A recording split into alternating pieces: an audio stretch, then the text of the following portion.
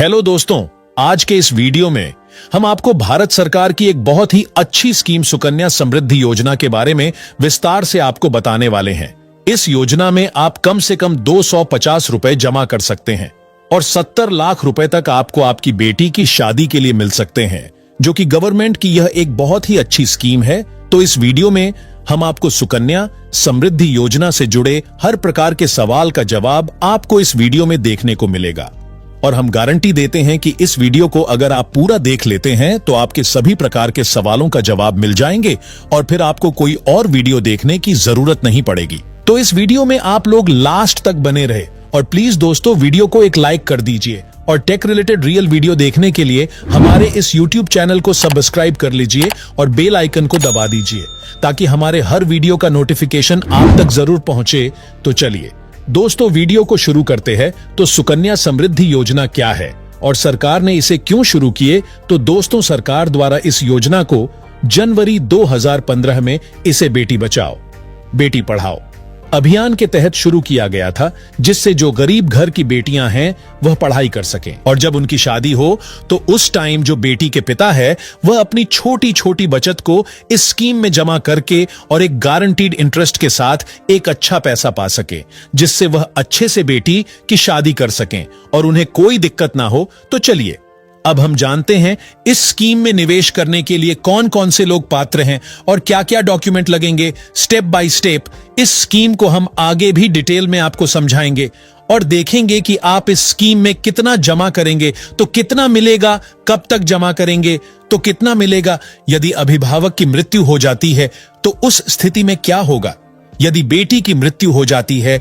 तो उस स्थिति में क्या होगा।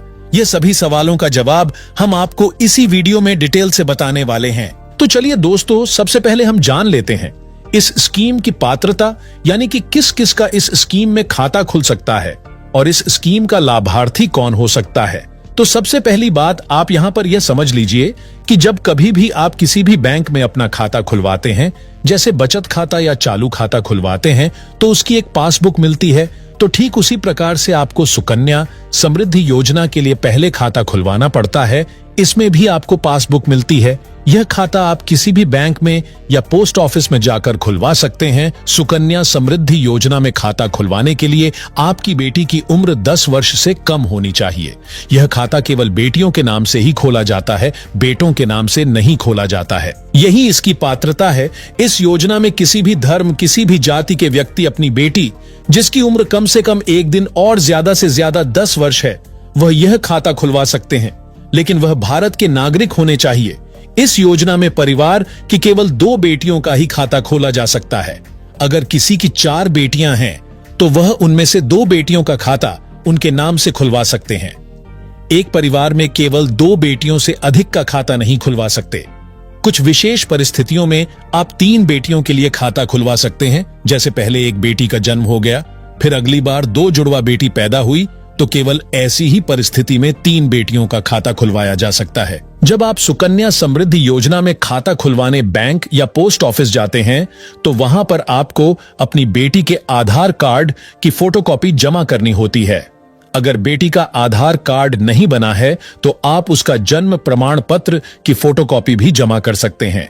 साथ ही बेटी के पिता या संरक्षक जैसे दादा दादी के आधार कार्ड की फोटोकॉपी भी जमा कर सकते हैं। सुकन्या समृद्धि योजना का खाता बेटी के नाम से खोला जाता है। पासबुक पर बेटी का नाम, पिता या संरक्षक का नाम, बेटी की उम्र आदि जानकारी लिखी होती है।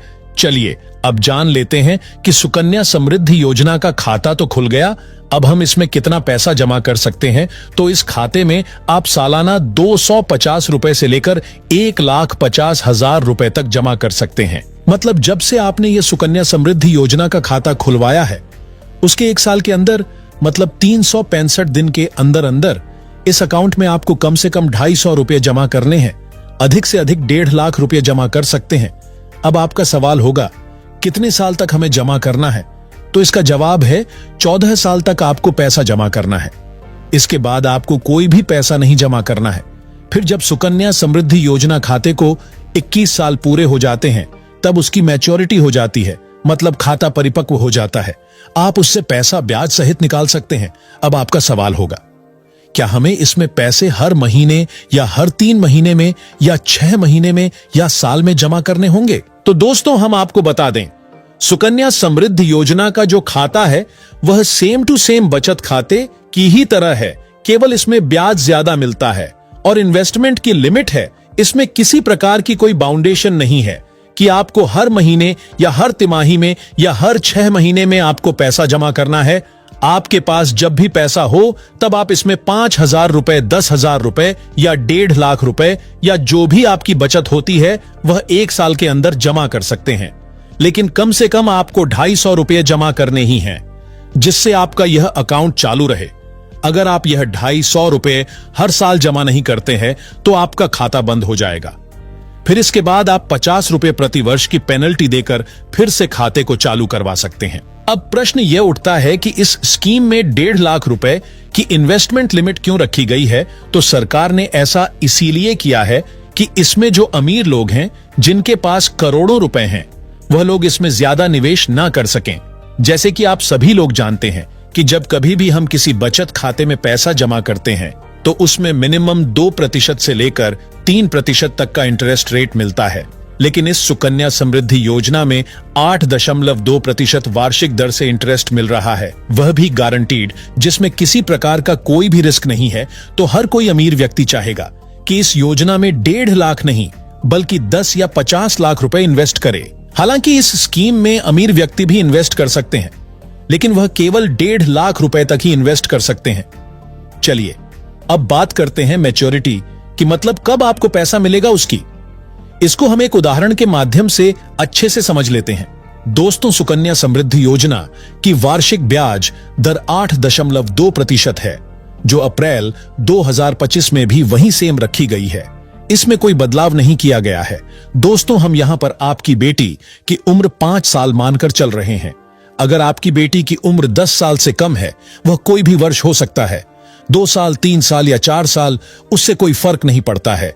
हम यहां मान रहे हैं कि आप अपनी 5 साल की बेटी की शादी के लिए सुकन्या समृद्धि योजना में निवेश करना चाहते हैं और इसी के लिए आप अपने बैंक जाकर अपना खाता खुलवाते हैं और हर साल 20,000 रुपए जमा करते हैं। तो आपको इस स्कीम में 14 साल तक 20,000 रुपए जमा करने होंगे। फिर आपको 7 साल वेट करना होगा। 7 साल वेट करने के बाद 2046 में यानी कि 21 साल बाद आपके इस पैसे की मैच्योरिटी होगी और आप इसे निकाल सकेंगे। तो आप देख सकते हैं, आपने 14 साल तक सालाना 20,000 रुपए निवेश किए, टोटल आपका 3 लाख रुपए निवेश हुआ, जिस पर आपको 8.2% सालाना ब्याज मिला।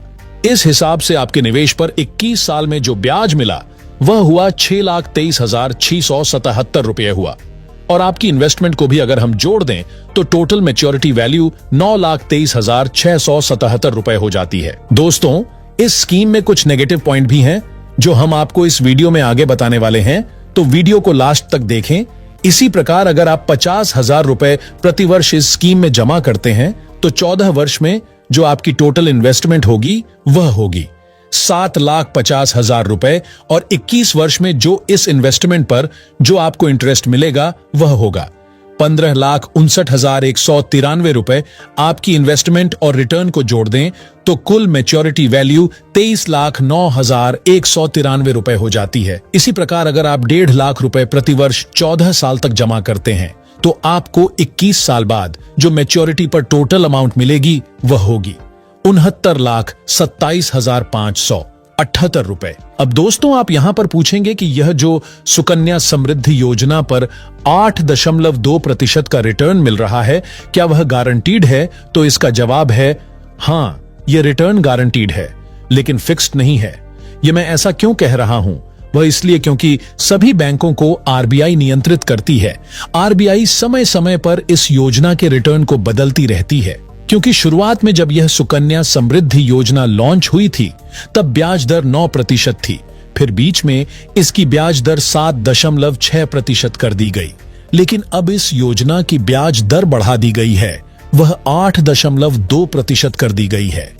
बहुत से लोग हमें कमेंट करते हैं कि अगर सुकन्या समृद्धि योजना में किसी बच्ची के पिता ने खाता खोला है और कुछ साल पैसा जमा करने के बाद उनकी मृत्यु हो जाए तब क्या होगा? तो पिता की निवेश के बीच में मृत्यु होने पर इस योजना में कोई बीमा सुरक्षा नहीं है।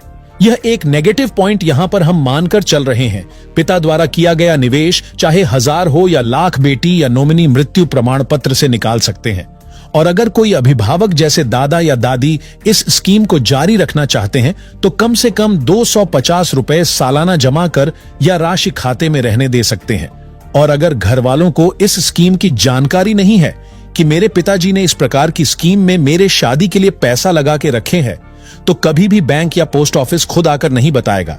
आपको खुद ही पता लगाना होगा और पैसे निकालने होंगे। अब आप यहां पर पूछेंगे कि अगर अभिभावक जीवित हैं और बेटी की मृत्यु हो जाए तो क्या होगा? अगर बेटी की मृत्यु हो जाए जिसके लिए पिता ने पैसे जमा किए थे तो क्या होगा? तो नियम यह कहता है कि बेटी की मृत्यु होने के बाद पिता को मृत्यु प्रमाण पत्र लगाकर जो भी ब्याज सहित राशि बन रही है वह निकाल कर खाते को बंद कराना होगा।